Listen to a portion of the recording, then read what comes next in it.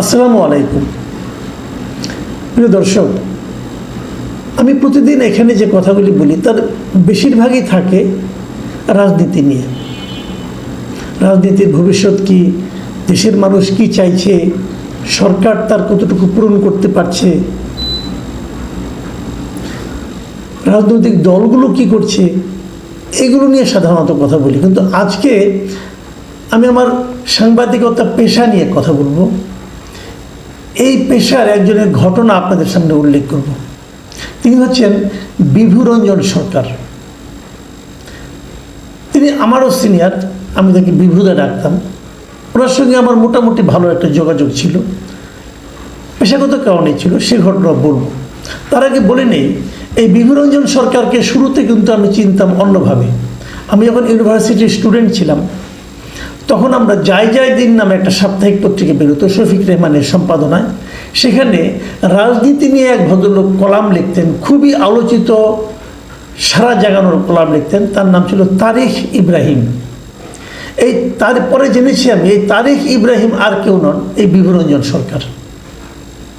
বিভুরঞ্জন সরকার বিভিন্ন পত্রিকায় চাকরি করেছেন, সংবাদে চাকরি করেছেন, সাপ্তাহিক একতায়, দৈনিক রূপালীতে, চলতি পত্র, মৃদু ভাষণ নামে একটা সাপ্তাহিক ছিল, সেটাতে, দৈনিক মাতৃভূমির সম্পাদক ছিলেন। এরকম আরও অনেক পত্রিকা উনি কাজ করেছেন।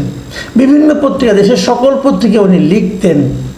মানে খুবই জনপ্রিয় লেখক। এবং আমার বিবেচনায় ওনার লেখায় কোনো পক্ষপাত থাকতো না, উনি কোনো দলের ছিলেন না।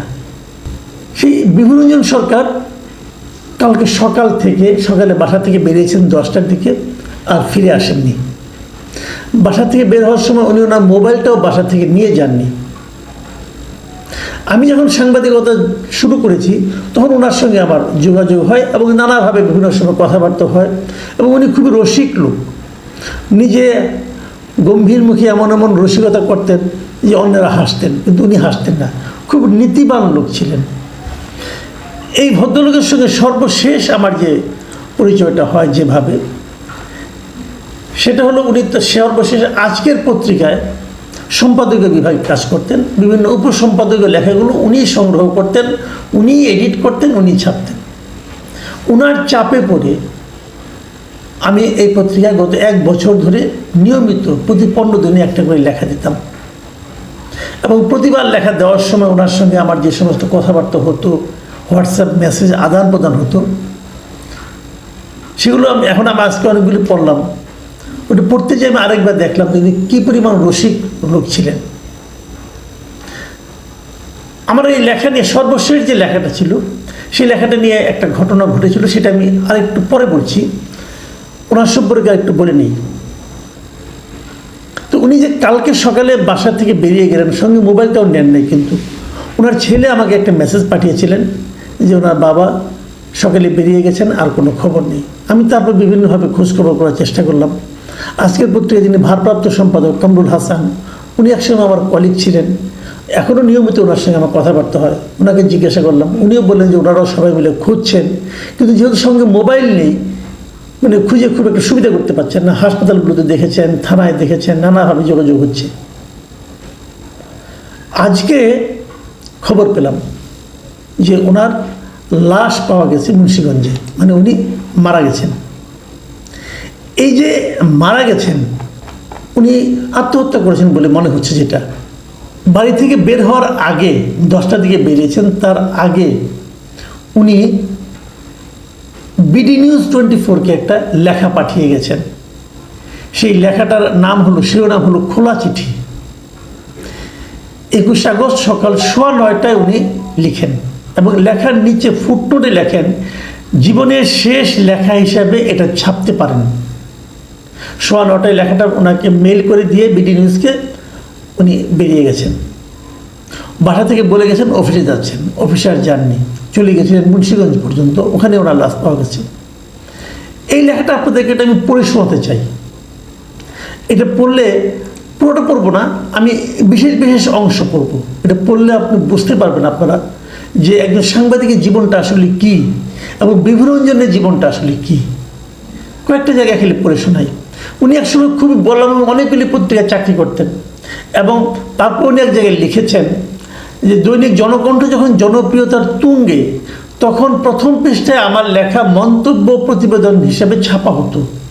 অথচ এখন কোনো পত্রিকায় লেখা পাঠিয়ে ছাপার জন্য অনুরোধ করেও ফল পাই না।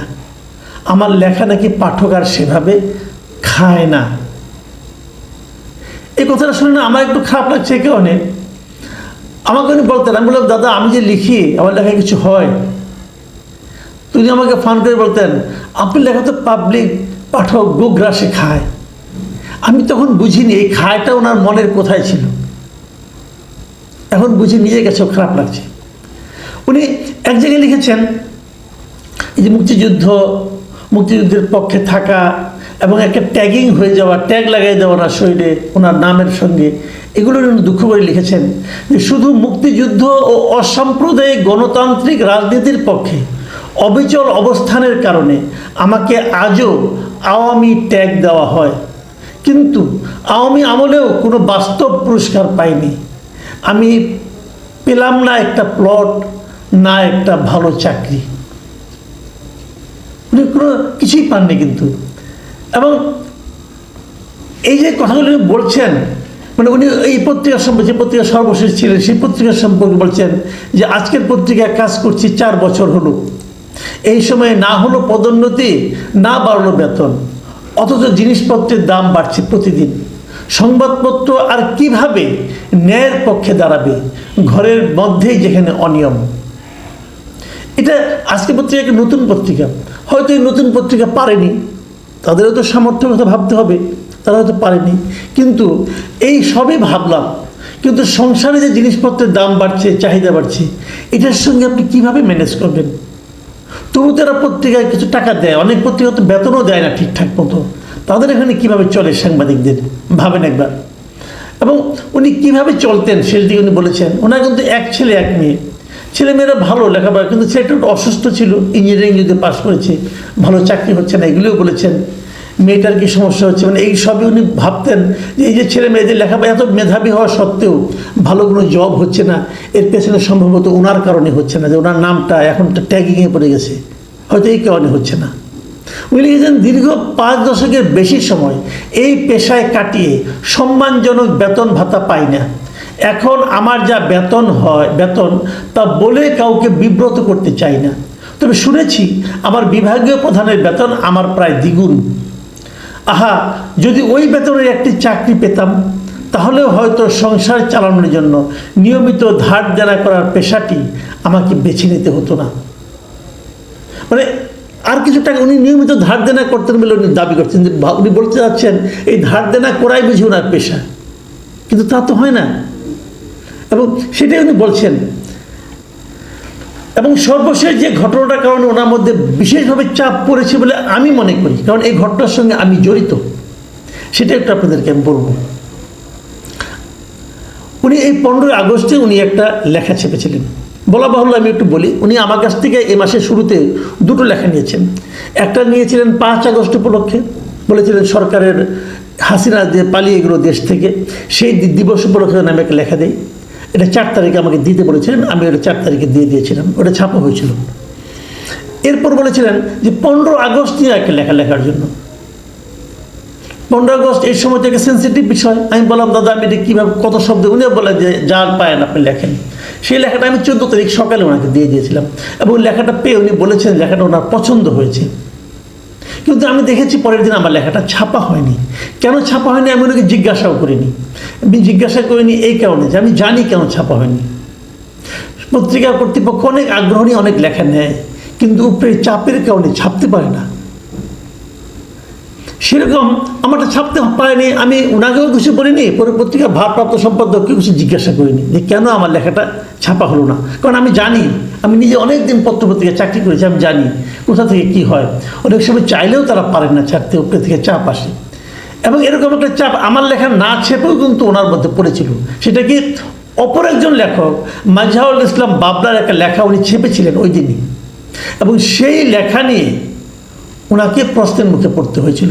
কি ছিল ওই লেখায়, এই কথাটা উনি লিখেছেন। দেখুন আমি ওনার এই পুরো প্যারাটাই আপনাদের পড়ে শোনাবো, মানে আমি মনে করি জরুরি। যে এর মধ্যে গত বছর সরকার পরিবর্তনের পর গণমাধ্যমের অবস্থা আরও কাহিল হয়েছে। মন খুলে সমালোচনা করার কথা প্রধান উপদেষ্টা বলেছেন, কিন্তু তার প্রেস বিভাগ তো মন খোলা নয়। মিডিয়ার যারা নির্বাহী দায়িত্ব পালন করেন তাদের সবাই আতঙ্কে থাকেন সব সময়, কখন না কোন খবর বা লেখার জন্য ফোন আসে, তুলে নিতে হয় লেখা বা খবর। দেখুন, এটা কিন্তু যারা অনেকে বলেন যে এই প্রেস উইং খুব ভালো, এই সরকার আমলে খুব মুক্ত গণমাধ্যম, তার সম্পর্কে কিন্তু উনি একটা ধারণা আপনাদেরকে দিলেন। এবং দেখেন সেখানে কি হয়েছে, উনি লিখেছেন, এর মধ্যে আমার একটি লেখার জন্য আজকের পত্রিকার অনলাইন বিভাগকে লাল চোখ দেখানো হয়েছে। মাজহারুল ইসলাম বাবলার একটা লেখার জন্যও চোটপাট করা হয়েছে। আপত্তি করে কী লিখেছেন বাবলা? লিখেছেন, সেনাবাহিনী শেখ হাসিনাকে সামরিক হেলিকপ্টারে দিল্লি পাঠিয়েছে, আর শুধু পুলিশের গুলিতে নয়, মেটিকুলাস ডিজাইনের মাধ্যমে জঙ্গিরাও মানুষ হত্যা করেছে। এই দুটো লাইন লিখেছিলেন এবং এই দুটো লাইন লেখার কারণেই ওনার উপর চোটপাট করা হয়েছে। এবং এটা নিয়ে উনি পরে বলছেন, বিভূদা লিখছেন যে এখানে অসত্য তথ্য কোথায়? শেখ হাসিনা কি হেলিকপ্টার ভাড়া করে গোপনে পালিয়েছেন? আর হাসিনার পুলিশ না হয় ছাত্র জনতাকে হত্যা করলো, কিন্তু পুলিশ হত্যা করলো কে বা কারা? এইটুকু লেখার জন্য পত্রিকার বিরুদ্ধে তোপ দাগা একেবারেই অনুচিত। সেই জিনিসটা কিন্তু হয়েছে। এখন বলবেন এটা কি ডক্টর ইউনূস করেছে? না, তিনি হয়তো করেননি, অন্য কেউ করেছে। কে করেছে? সরকারি কোনো লোক করেছে, এমন কেউ করেছে যে চাপ পত্রিকার পক্ষে সম্ভব হয়নি হ্যান্ডেল করা। আমি লেখাটা শেষে উনি যা লিখেছেন সেটুকু পড়ে শোনাতে চাই। তিনি লিখেছেন, আমার জীবনে কোনো সাফল্যের গল্প নেই। সাংবাদিক হিসেবেও এ ডাল ও ডাল করে কোনো শক্ত ডাল ধরতে পারিনি। আমার কোথাও না কোথাও বড় ঘাটতি আছে, এই ঘাটতি আর কাটিয়ে ওঠা হলো না। দুঃখই হোক আমার জীবনের শেষ সঙ্গী, আর পৃথিবীর সকল প্রাণী সুখী হোক। তার নিচে ডেট 21শে আগস্ট ভোর 5টা, সিদ্ধেশ্বরী, ঢাকা। মানে 21শে আগস্ট ভোর 5টার সময় উনি এই লেখাটা শেষ করেছেন। তারপর বাসায় ছিলেন, বাসায় থাকার পর 9টার পরে, সোয়া 9টার দিকে লেখাটা বিডি নিউজে পাঠিয়ে উনি চলে গেছেন এবং লেখার নিচে একটা ফুটনোট দিয়ে গিয়েছেন, লিখেছেন, জীবনের শেষ লেখা হিসাবে এটা ছাপতে পারেন। আসলেই এটা ওনার শেষ লেখাই ছিল, অথবা বলতে পারেন এটা ওনার সুইসাইড নোট ছিল। তারপরে তো ওনার লাশ আমরা একদিন পরে উদ্ধার করতে পারলাম। একটা সাংবাদিকের জীবন কি এভাবেই যাবে? এভাবেই যায়? আপনি ভাবেন একজন সাংবাদিকের জীবনটা কেমন যায়? 10 বছর 15 বছর চাকরি করার পর বকেয়া যে পাওনাগুলি সেগুলো পর্যন্ত নিতে তাদেরকে আইন আদালত করতে হয়। পেনশন তো দূরের কথা, যখন তার চাকরি শেষ হয়ে যায় তখন তো তার সেই শারীরিক ক্ষমতাও থাকে না। তাহলে এই রাষ্ট্র এই সাংবাদিকদের কাছ থেকে খুব নীতি নৈতিকতা আশা করে, তারা কিভাবে দেবেন ভাবুন একবার। তারপরে শুনতে হয় ট্যাগিং, তারপরে শুনতে, ওই দিন দেখলাম একজন বিখ্যাত ইউটিউবার, বিখ্যাত সোশ্যাল মিডিয়া ব্যক্তিত্ব আমার সম্পর্কে লিখেছেন, মাসুদ কামাল কবে সাংবাদিক ছিলেন? 36 বছর ভাই, আর জীবনে কিছুই করি না, এই কাজটাই করেছি। 14টা প্রতিষ্ঠানে চাকরি করেছি, করার পর 2022 সাল থেকে আমি আর কোনো পত্রিকায় চাকরি করি না। আমি নিজে এখন ফ্রিল্যান্সিং করি। এই গত সপ্তাহে লিখেছি ডয়েচে ভেলেতে, লেখালেখি করছি। তারপর ওনার মন ভরে না, উনি জানতে চাচ্ছেন আমি কোথায় সাংবাদিকতা করেছি। এই হলো আমাদের প্রাপ্তি। আমাকে নিয়ে 10টা কথা বলেন ভাই, আমার কোনো সমস্যা নাই, কিন্তু আমার দুটো বিষয় নিয়ে কথা বলেন না প্লিজ। 1 নম্বর হলো আমি কবে সাংবাদিকতা করেছি এটা জিজ্ঞাসা করেন না। আমার ফেসবুকে এটা ওপেন আছে, দেখেন আপনারা। এই প্রশ্ন শুনতে হয় এই বয়সে এসে। আর দ্বিতীয় প্রশ্নটা ওটা করেন, কিন্তু প্রমাণ করার চেষ্টা করেন। সেটা হলো আমি কবে দুর্নীতি করেছি। একটা দুর্নীতির খবর আমার নামে বের করতে পারলে চ্যালেঞ্জ, এই ওপেন চ্যালেঞ্জ করছি, আর জীবনে কথা বলবো না। কিন্তু এই যে সততা, এই যে বলছি দুর্নীতির, বিভূদাও বলতে পারতেন। বিভূদার সঙ্গে আমার বহুদিন আলাপ হয়েছে। বিভূদা আমাকে বলতেন, মাসুদ কামাল এখন বলছেন আমার বয়সে আসেন, তখন দেখবেন এই দুর্নীতি করি নাই যেটা বলে অহংকার করছেন, এটা এক সময় অনুতাপের কারণ হতে পারে। বিমলা নিজের জীবন দিয়ে সেটাই বুঝি প্রমাণ করে গেলেন। প্রিয় দর্শক,